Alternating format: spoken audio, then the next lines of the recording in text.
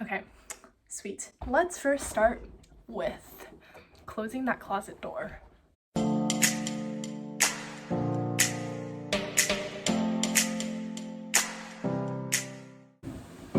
Okay, now we move on to actually talking about my stats. So as we all know, stats are a pretty big deal in college admissions, and that's why you probably clicked on this video. So today we're going to go over the statistics that got me into Stanford, Ivy Leagues, UC Berkeley, UCLA. Oh, so you should stay till the end for bloopers. They're really fun. But first things first, let's talk about grades.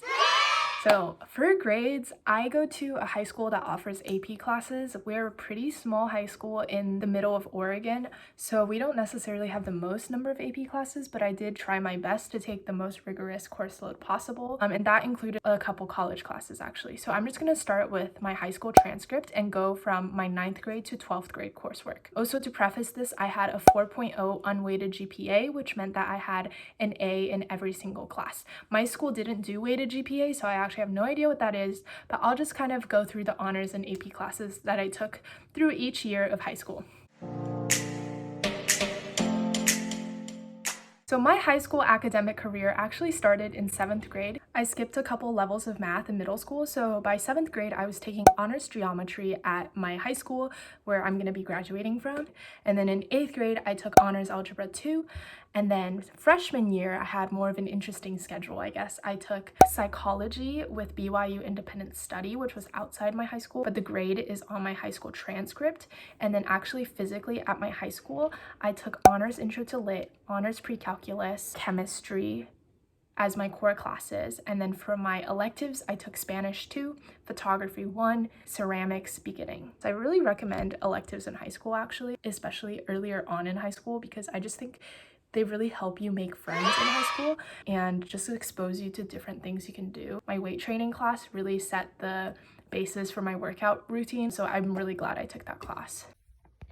Okay, my sophomore year footage low-key disappeared, so we're just gonna do it again. So sophomore year, I took AP Biology, AP Calculus BC, Honors International Literature, Honors International Studies, Physics, Wind Ensemble, and Spanish 3. So as you can tell, I took a lot more core classes during my sophomore year and less electives. Also, during my sophomore year, I took Spanish 3 online with BYU Independent Study. This way, I had more room in my high school schedule to schedule in AP Calculus BC and AP Biology. So I really wanted to get those core AP classes in, and they were only offered for one period. So that would have contradicted with my Spanish 3 class. So I just opted to take the Spanish 3 class online so that I could actually take the AP classes at my school. Now for junior year, I definitely had the most rigorous course load yet. I tried to take as many AP classes as possible, and that meant going to another high school in my school district which offered AP classes that my high school didn't. So at the other high school, I took AP Physics C Mechanics, and then at my own high school, I took AP Chemistry, AP English Literature and Composition, AP Spanish Language, AP US History, Honors American Lit, and Wind Ensemble. So notice that I doubled up on science. I did AP Physics and AP Chemistry. This was because I ran out of math classes to take at my high school because I took AP Calculus BC as a sophomore. And so I thought that it would make more sense for me to double up on math-heavy science classes like AP Physics so that I was still getting that math. And then in the summer, after my junior year, I took statistics at my local university, and so that kind of counted as another math credit. So I was showing colleges that I was taking math throughout all 4 years of my high school career. Now moving on to senior year, I took vector calculus, which is a math class at my local university. I then took AP government and politics at my own high school, AP computer science principles, because that's the only computer science class that my school offers, AP English language and composition, which is offered at the other high school in my school district, and finally AP environmental science. So as you can see, I hopped around learning resources a lot, from my own high school to the other high school in my school district to online resources to my local university. This is because my own high school didn't have the most resources, so I really had to go out of my way to seek those learning opportunities. But I think that really came across well to an admissions officer who put me in my context and saw that I was trying a lot harder than most of my peers. All right, so now I'll explain a little bit about the classes that I took at my local university. So I wasn't actually actually a dual enrolled student. I applied to my local university as a non-degree seeking student. So this was completely unrelated to any of the programs that my high school had.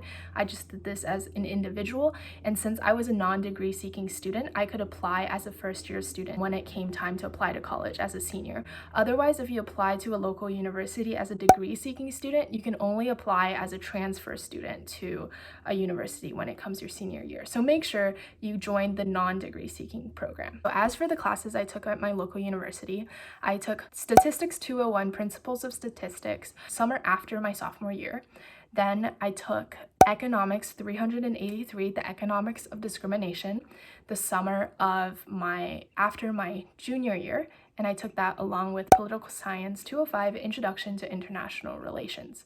Now, at this point, you see that these classes that I'm taking at my university are more niche because I think that's the whole point of higher education, is that you get to take classes in more specific academic areas of study. And so at this point, I was very interested in the gender gap in economics and also international relations. So I went ahead and just took those classes at my local university because they offered them, and I was really, really excited about the classes. And I actually loved those classes. When it came time for my college interviews and my interviewer asked, like, what are your favorite classes? I was able to talk about those classes extensively because I had such a great time in them.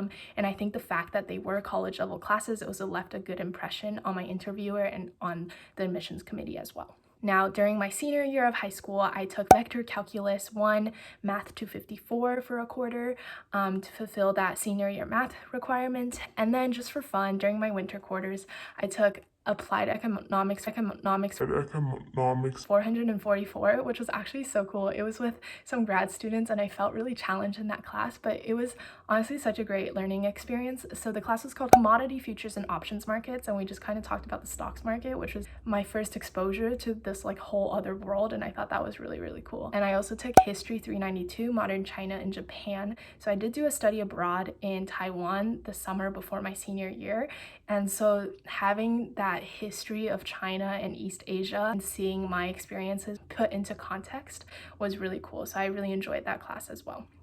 So overall for high school coursework, I would say just choose the classes that interest you, and if there aren't that many availabilities in your local high school context, go out and search for those resources, whether that's at a local community college or university. And for the classes I took at the university, I got all A's, so I had a 4.0 GPA as well. For my class rank, I was ranked 1 out of 236 students at the time of my application. Okay, and now time for test scores.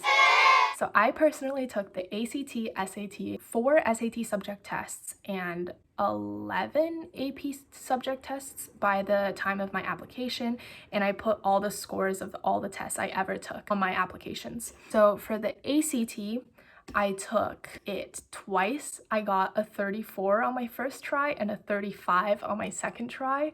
For the SAT, I took it only once and I got a 1550. For SAT subject tests, I took Chinese with listening, which I got an 800 in, Math level 2, I got a 790, US history, where I got a 780, and chemistry, where I got a 770. For AP tests, I took 11 by the time I applied, and I had 5s on 9 exams and 4s on 2 exams. For APs, I was also able to self-study for AP exams. So for example, I took AP Macroeconomics and AP Microeconomics, and I got 5s on both of those subjects just by self-studying. So I think that really showed the admissions committee that I was actually very interested and passionate about economics, that I had the potential to go forward in that academic field, and that I had the study ability. So if your school doesn't really offer that many AP classes, you're always welcome to sign up for AP tests to self-study for them and do well on them. I also literally just changed into this pineapple shirt for this video because this is my boyfriend's shirt, and he was doing an interview this morning and he said that wearing a pineapple shirt would make you stand out more to an interviewer. I'm hoping you guys will find me more memorable and hit that red subscribe button, because I'm going to be rolling out with more content on high school success, study tips, college apps, everything that an ambitious student would look for. So if you're an ambitious student, hit that subscribe button. Give this video a big thumbs up because that really helps the channel. And yeah, that's all I have to say. Let's see. I took Spanish. Wait, I'm kind of confused. I'm literally sitting on a pillow right now to make myself taller and cover that thing with my head because I don't think it really looks nice. Here's to sitting on pillows and talking about numbers.